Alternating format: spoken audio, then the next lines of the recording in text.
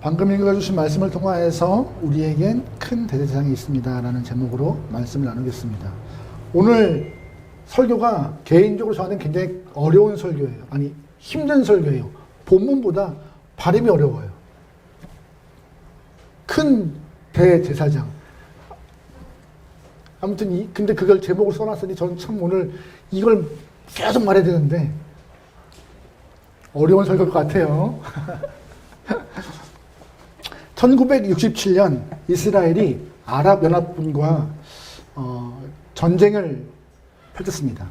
아랍연합군이라 하면은 이집트, 요르단, 시리아인데 1967년에 이스라엘이 6일 동안 이 연합군과 전쟁하여서 6일 만에 대승을 하고 영토를 크게 획득하는 일이 발생해요. 이것을 6일 전쟁이라 하는데 그 당시 이 6일 전쟁을 이끌었던 이스라엘의 장군이었던 모세 다이안이라는 장군이 이런 얘기를 했다고 해요.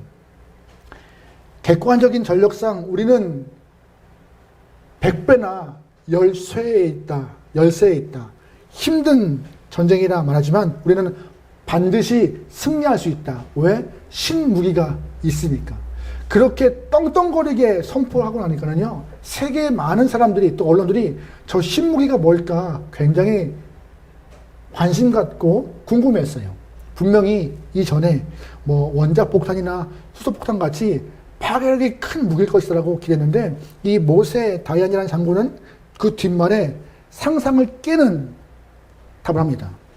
우리에게 허락한 신무기는 시편 121편이다라는 이야기를 하고 있어요. 여러분 혹시 시편 121편의 말씀을 아세요? 아시는 분은 잘 아실 거예요. 내가 산을 향하여 눈을 들리라. 나의 도움은 어디서 올꼬? 나의 도움은 천지를 지으신 여호와께로소이다. 이 모세 장군의 고백은 이스라엘 전체의 믿음을 하나로 묶어서 100배나 열세인 전력이었지만 전쟁을 거꾸로 뒤엎는 귀한 승리를 맛보게 되었습니다. 바로 이 신무기가 여호와 하나님의 선언이었고 이스라엘의 그 전쟁을 6일 만에 대승으로 이기는 중추적인 역할을 하게 되었던 것이에요. 중요한 것은 이스라엘 땅에 돕는 자가 누구였다고요? 하나님이요. 여러분 혹시 여러분 주변에 여러분을 돕는 자 있으세요? 돕는 영혼? 나에게 돕는 자가 있다는 것은 굉장히 중요하고 꼭 필요한 겁니다. 많은 사람들이 인생 가운데 절망하고 포기하는 이유가 나 혼자인 것 같다. 나를 도울 사람, 나를 이해하고 공감하는 사람이 한 명도 없다는 마음이 들 때 절망하고 포기하고 놔버리는 일이 발생해요. 그래서 삶에서 나 혼자가 아니다라는 그런 고백은 굉장히 중요한 것이고 또한 그 존재를 알아가는 것은 인생에 큰 의미가 있는 것입니다. 돈이 있고 없고 문제가 되지만 더 큰 문제는 나에게 돕는 자가 있는가 없는가 이것이 더 큰 문제가 되는 것이에요. 그런데 감사한 것은 오늘 본문에 우리에게는 우리를 돕는 자 바로 예수가 있다고 말하고 있어요. 그를 어떻게 표현하고 있어요? 큰 대제사장이라고 표현하고 있는 것이죠. 제가 히브리서를 설교하면서 계속 언급하는 이야기예요. 히브리서가 기록할 당시에는 유대인들, 즉 신앙을 예수를 믿고 그리스도인 된 사람들이 큰 핍박을 받기 시작했습니다. 유대교인들에게 어떻게 그 예수라는 말도 안 되는 사람을 향하여서 믿음을 가질 수 있어? 그거 이해 안 돼. 너는 믿음을 버린 변절자야라고 오히려 기독교인들을 핍박한 일이 발생했습니다. 그 때문에 많은 신앙인들이 그 박해와 고통을 못 견디고 다시금 이전에 유대교로 돌아가는 상황이었던 것인데 그때에 히브리서 기자가 이 히브리서를 쓴 이유는 유대교로 돌아가는 영혼들에게 아니다. 우리는 우리에게 돕는 제사장, 그것도 큰 대제사장이 있다. 그분이 예수이고 우리의 힘이 되시고 우리의 등이 되셔서 빛 되신 분이다. 인생의 답이다라고 희망의 메시지를 주고 있는 것이 히브리서예요. 이 메시지가 여러분에게도 그대로 느껴져서 예수를 향한 믿음과 예수님을 향한 뜨거운 고백이 끊임없이 이루어지기를 소망합니다. 할렐루야. 우리 본문 말씀 읽어볼게요.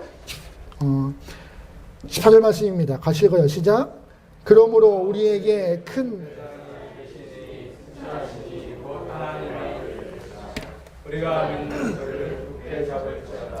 아멘. 오늘 방금 읽은 말씀을 통해서 우리가 주목할 사람 하나가 툭 튀어나옵니다. 바로 대제사장이에요. 예수님을 향해서 대제사장이라고 표현하고 있는데 중요한 것은 이 임무가 무엇이냐예요. 구약시대에 대제사장의 임무는 바로 하나님과 인간 사이의 중간자 역할을 감당했습니다. 죄인들이 하나님 앞에 나갈 수 없기 때문에 대제사장이 대표로 하나님 앞에 나가서 예배를 드렸고 또한 반대로 하나님이 인간을 향하여 허락하신 은혜와 메시지, 응답을 받아서 인간들에게 선포하고 전달했던 것이 대제사장의 임무였어요. 근데 마침 예수님이 하나님과 인간의 중간자가 되어서 구약에 있는 대제사장의 역할을 잘 감당하신 분이라고 중보자였다고 오늘 본문은 고백하고 있습니다.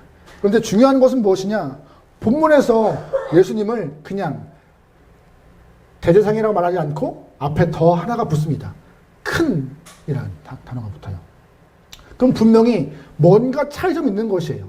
구약에 있는 대제사장과 오늘 본문에서 말하고 있는 히브리서의 큰 대제사장은 차이가 있는 것이에요. 어떤 차이가 있을까요? 바로 구약에서 말하는 대제사장은 바로 인간의 모습으로 그 일을 감당하기 때문에 스스로도 불완전함이 있다는 것이에요. 그들도 인간을 대표하여서 주 앞에 나와 예배를 하지만 자신도 죄를 질 수 있는 영혼이어서 스스로의 죄를 위하여서 동물을 잡고 속죄를 드려야 하는 불완전한 존재였지만 오늘 본문에 있는 예수님은요, 죄와 상관없는 분이시기 때문에 스스로를 위하여서 동물을 잡고 재물을 잡아서 피를 뿌리고 제사를 드릴 필요가 있다 없다? 없는 분이다. 본인 자체가 완전한 분이기 때문에 인간 앞에서 하나님 앞에서 그 일을 감당할 수 있는 완벽한 분이라고 말하고 있는 것이에요. 그런데 오늘 본문에서 예수님이 그 큰 대제사장의 임무를 감당할 수 있는 근본적인 이유가 뭔지 아세요? 그 일을 감당할 수 있는 이유가 뭔지 아세요? 본문에서 답이 있어요. 하나님의 아들이기 때문이에요. 무엇 때문이에요? 하나님의 아들이에요. 하나님의 아들이라 함은 참 하나님과 동시에 참 인간의 모습, 두 가지 모습을 다 갖고 있는 분이 예수님이라고.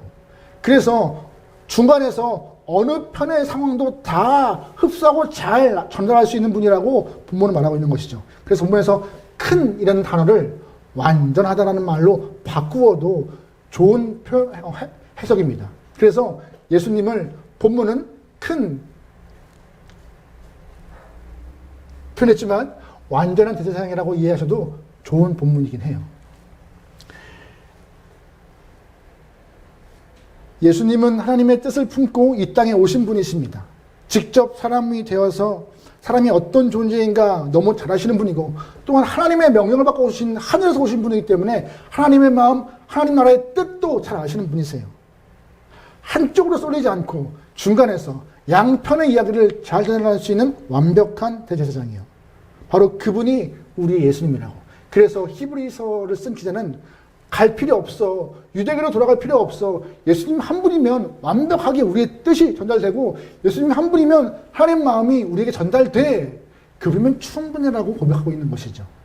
근데 중요한 것은 그분이 그 예수님이 어떻게 하면 나에게도 지금 우리에게도 똑같이 그 돕는 자의 모습을 감당하여서 우리의 힘이 될 것인가. 그걸 숙제잖아요. 본문은 히브리서 기자는 그 당시 유대계로 믿음을 옮겨 타려 하는 영혼들에게 썼다면 오늘 우리 이 시간은 그러면 그 하나님께서 허락하신 예수가 나에게는 어떻게 돕는 자가 될 것인가 그 숙제가 남아있어요.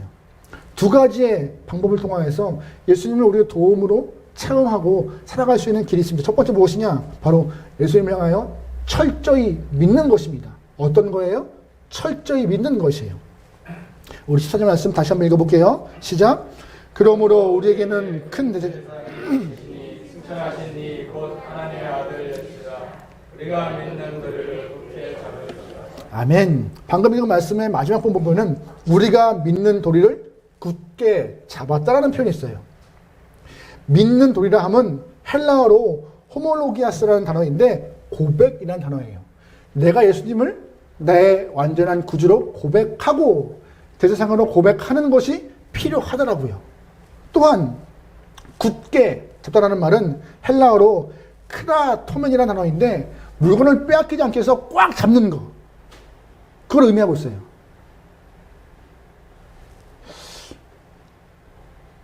어제 저희 막내 아이가 저의 이쪽 살을 꽉 잡았어요. 장난치다가 멍들었더라고요. 처음 봤어요. 아빠 살을 그렇게 세게 꼬집는 걸. 깜짝 놀랐는데 한마디면 제가 너무 아프니까 그만큼 꽉 잡는 거예요. 그만큼 내가 예수님을 나의 구주로 붙잡고 안놓겠다. 내가 예수를 나의 대상으로 고백하고 믿겠다라는 마음이 있을 때에 그 예수님이 우리의 삶에 도움이시고 내가 돕는 자의 은혜를 느낄 수 있다라고 오늘 본문은 가르치고 있어요. 중요한 것은 예수님의 도우심은요, 막연한 것이 아니라는 것이에요. 예수님의 도우심은 그냥 돕겠다가 아니라 정말 잘 알기 때문에, 우리를 누구보다 잘 알기 때문에, 다 알고 있는 분이기 때문에 충분한 도움의 가능성이 있다라고 오늘 본문 한 번 더 말해요. 15절 읽어볼게요. 15절 말씀입니다. 시작. 우리에게 있는 대제사장은 우리의 연약함을 동정하지 못하시리가 아니요 모든 일에 우리와 똑같이 시험을 받으신 이로되 죄는 없으시니라. 아멘. 15절 말씀에 예수님은 우리를 능히 뭐 하시는 분이요? 동정하실 수 있는 분이시래요. 이게 이전에 있는 성경으로는 체휼이라는 말이에요. 체휼. 어려운 말이죠. 체휼. 공감하다라는 뜻이에요. 공감하다. 죄가 없으시지만 똑같이 시험 받고 인간의 삶을 살아오셨기 때문에 연약한 삶의 모습을 누구보다 알고 계시다. 이 동정하다는 말은 헬라어로 셴파데사이라는 단어인데 함께 당하다. 나도 당해보았다라는 뜻이에요. 그냥 알아라는 한 발 떨어진 그냥 짐작만한 삶이 아니라 나도 겪어봤으라는 고백이에요. 예수님은 삶에서 우리와 함께 온갖 일을 경험하셨기 때문에 공감하고 그의 경력을 이루는 힘이 되는 것입니다. 만약에 여러분, 제가 직장에서 명예퇴직을 하신 분과 신방하다가 제가 그분을 향하여서 이렇게 위로한답시고 힘내십시오. 하나님이 힘드실 것입니다라고 막 위로해요. 근데 그분도 끄덕거리시겠지만 속으로 어떠시겠어요? 목사님은 직장 안 다녀 보시잖아요. 목사님은 퇴직 안 해보셨잖아요. 하실 수 있을 것 같아요. 목사가 다 경험하지 못하겠지만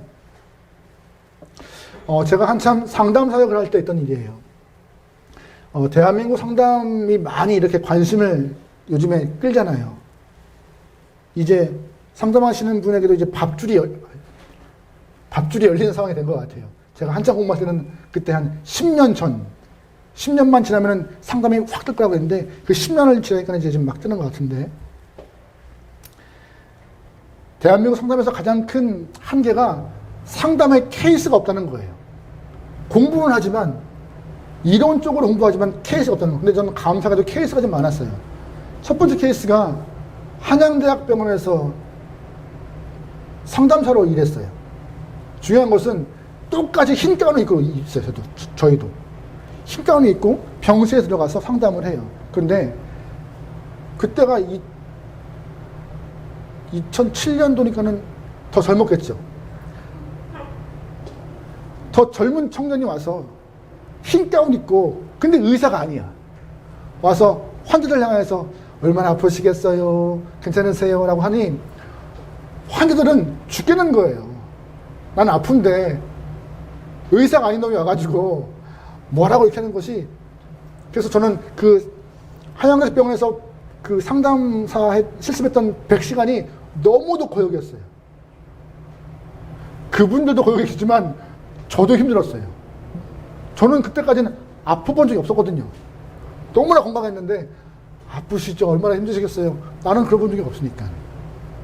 그 병원 사역을 마치고 다음 스텝으로 저는 육군 안에서 비전 캠프를 진행했어요.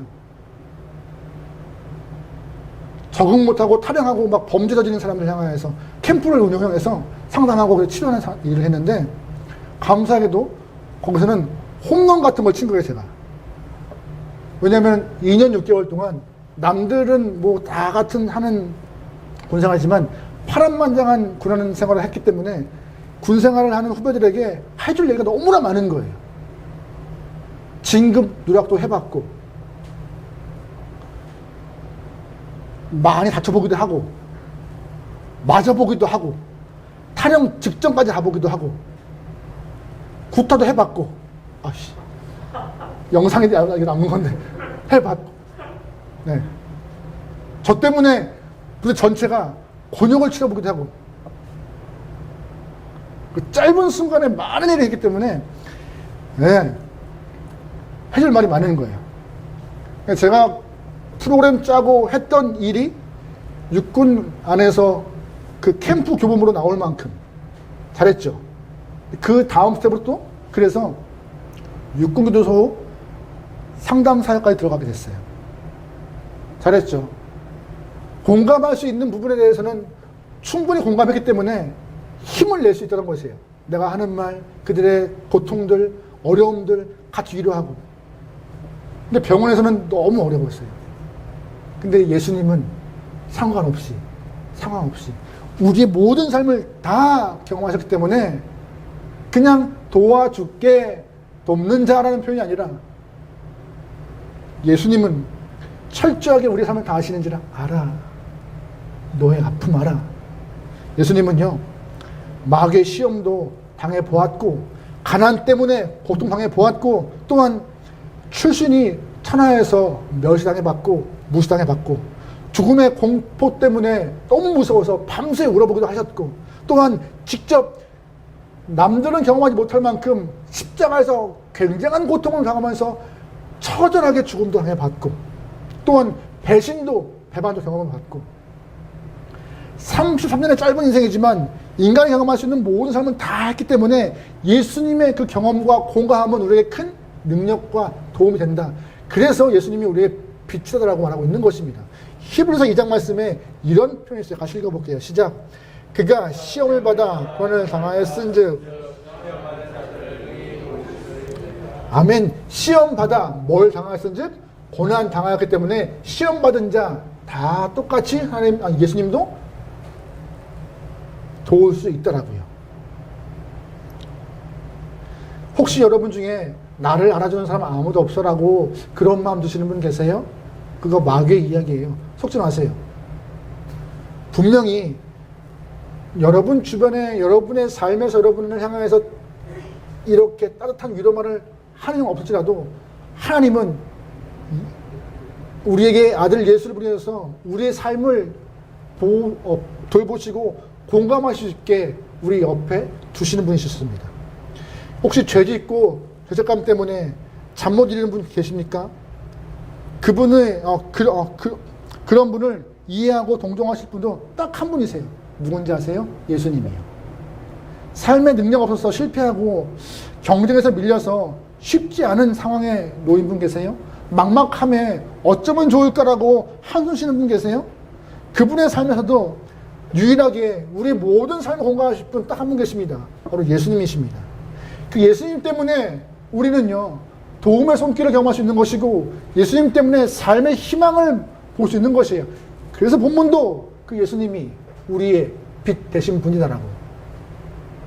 두 번째, 예수님이 우리를 돕는 영혼으로서 우리의 삶의 은혜를 허락하시는데, 그 은혜를 경험하기 위해서 우리가 어떠한 모습을 가져야 하느냐? 바로 은혜의 보좌 앞에 담대히 나가야 합니다.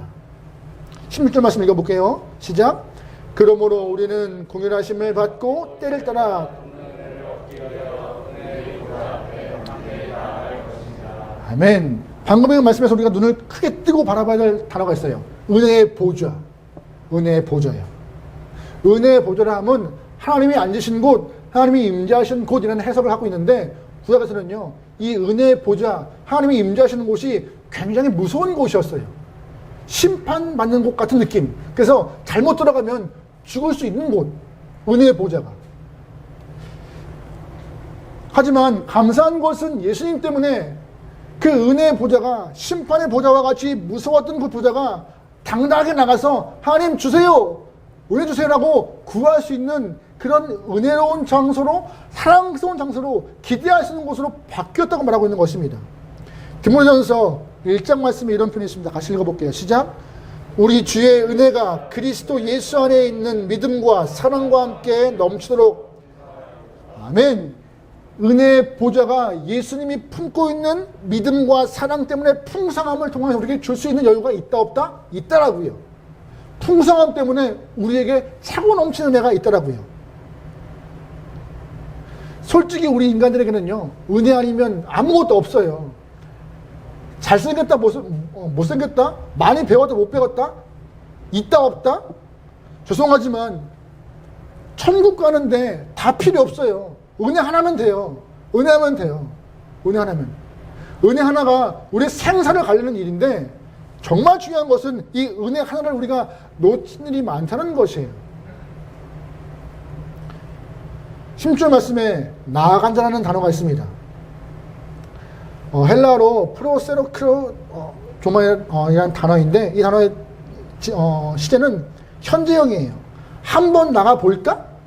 해볼까? 아니에요. 매일 매순간 은혜의 보좌를 향해서 나가는 것이고, 구하는 것이고, 찾는 것이고, 고백하는 것이에요. 한 번에 있는 일이 아니에요. 매 순간, 매번, 매 때마다. 언제나 지금도 끊임없이 하나님의 이름을 부르고 예수 이름을 불러야 하는 것이죠. 어떤 분이 기독교를 향하여서 나아감의 종교라고 하고 있어요. 무슨 종교요? 나아감의 종교. 가끔씩 저에게, 목사님, 불교가 너무 안 편해요? 라고 말씀하시는 분이 계세요. 불교가 왜 편해요? 매주 절에 안 나가도 돼요. 가끔씩 가시면 되고요. 초파일에 가서 등 한번 달면 돼요. 목사님, 교회는 매주, 아니, 수요일도 나오라고 그러죠. 금요일도 나오라고 그러죠. 토요일도 나오라고 그러죠. 주일도 나오라고 그러죠. 매 새벽만 나오라고 그러죠. 맨날 나오라고 그래요, 목사님. 근데 어떻게 해요? 오늘 본문에 은혜 보좌 앞에 매일 나오라 하는데 어떻게 하겠어요?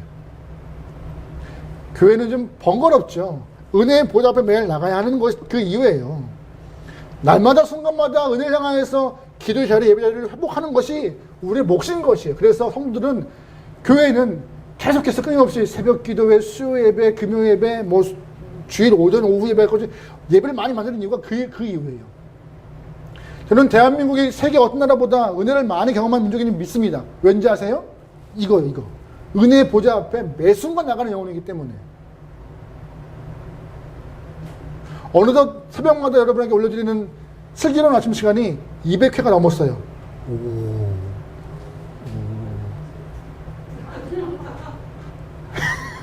자랑스러워. 200회 넘어서.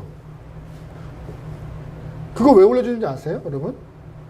별거 아니에요. 여러분 삶에, 저희 교회가 이 거리상 여건상 새벽 기도회가 쉽지 않으니, 그렇게라도 여러분 10분 15분이라도 여러분의 그 귀가, 여러분의 그 심령이 주님께 향하시는 방향타를 좀 옮기면 어떨까 하는 마음으로 올려드리는 거예요. 참 저도 어려워요. 이거 매번 영상 보면서 이게 찍는 게. 근데 지금은 많이 그죠?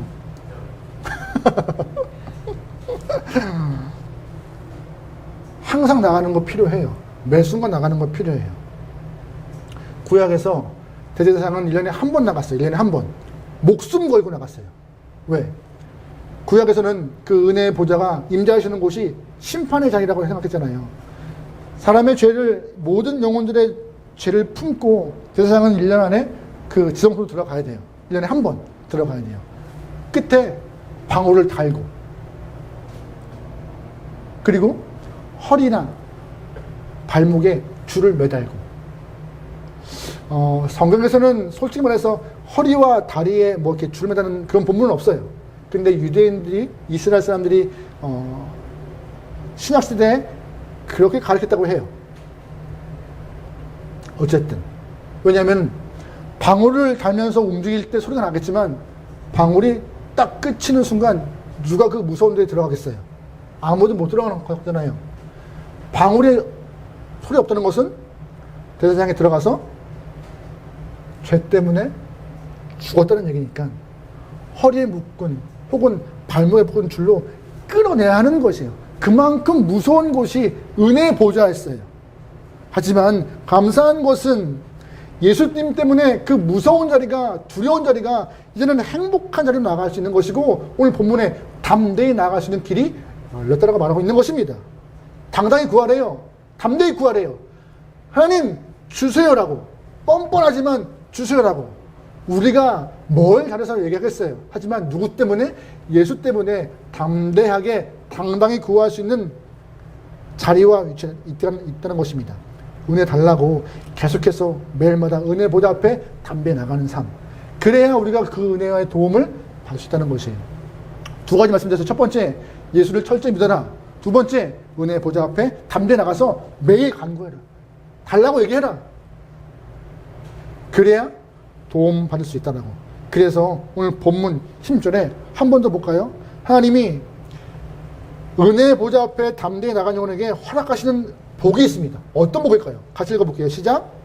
그러므로 우리는 긍휼하심을 받고 때를 따라 듣는 은혜를 얻기 위하여 은혜의 보좌 앞에 담대히 나아갈 것이다. 할렐루야. 때를 따라 뭐 하는 거예요? 돕는 은혜. 이 때를 따라이라 함은 유카이로라는 헬라어인데, 헬라어 유, 즉 좋다, 시간을 이면은 카이론의 합성어예요. 좋은 때, 좋은 때에, 알맞은 때에 은혜를 허락하신대요.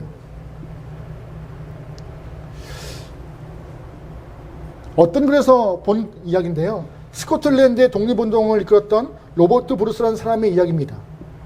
이 사람이 적에게 쫓겨서 숲으로 도망가다가 동굴에 숨었다고 해요. 근데 동굴에 딱 들어서 숨었는데 갑자기 큰 거미 한 마리가 동굴 입구로 들어가더니 거미줄을 치기 시작했다고 합니다. 거미줄을. 저희 교회도 잠깐만 한입 하면은 거미줄이 그만합니다. 잠깐만 한입 하면은. 근데 이 로버트 브루스도 자신이 동굴에 들어오는 순간 거미 몇 마리가 동굴 입구에 거미줄을 치기 시작했대요. 그때 자신을 쫓던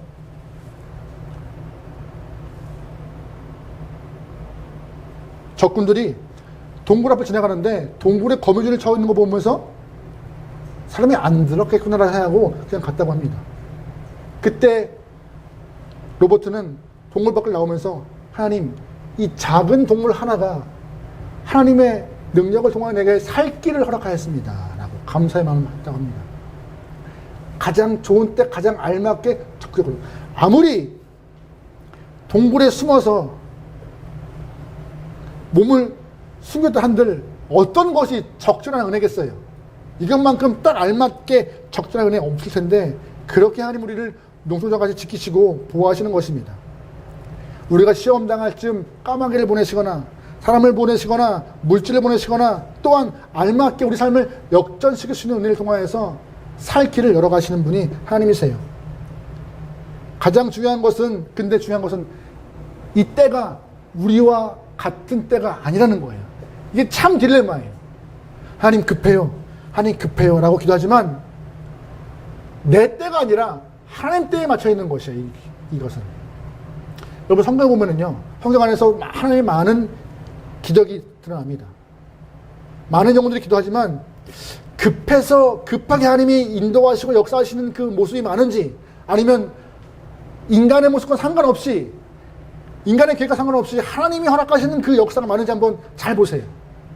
우리가 아무리 급해도 성경 안에서 사람들의 급함 때문에 허락하시는 은혜가 별로 없어요. 다 누구 때에 맞춰 있는 은혜예요? 하나님.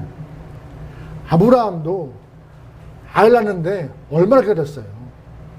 아브라함이나 요셉이나 다윗이나 바울이나 할 것 없이 수많은 영혼들이 하나님은 때를 기다리고 버티고 견디면서 돕는 은혜를 통하여서 살 길을, 정말 돕는군이라고 경험하시는 것이 그들의 모습이었던 것입니다. 그래서 우리에게 필요한 것은요, 믿음인데, 그 믿음은 버티는 거예요. 버티는 거.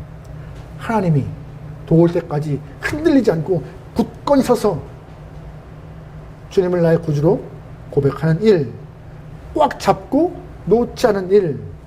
여러분, 그 모습을 통하여서 주님의 도우심을 좀 잘 경험하기 소망합니다. 가끔씩 신앙인들 보면요, 어린아이 같은 믿음이 많아요. 왜 내가 기도하는데 응답 안 하셔? 그만 좀 삐지세요. 삐질 필요가 없어요. 내 때에 하나님은 그것 안 주세요. 오히려 가장 좋은 모습의 좋은 은혜는 하나님 때 주십니다. 오히려 믿음 필요 없잖아, 기도의 정도 없잖아 라는 그런 사단마귀의 음성에 흔들리지 말고 믿음 굳건히 지켜 주님 원하시는 때 주시옵소서 받겠나이다. 주시면 감사함으로 누리고 은혜를 선포하겠다라는 담대한 모습으로 기도하는 것이 오히려 더 신앙인의 100점짜리 모습이 아닌가 생각하는데요. 여러분과 저의 삶이 은혜의 보좌 앞에 담대히 나가서 도움받는 귀한 영혼, 이 땅에는 영혼이지만 혼자가 아니라 나의 분명한 손길이 있다라고 고백할 수 있는 주님의 귀한 영혼 되면 좋겠습니다. 할렐루야.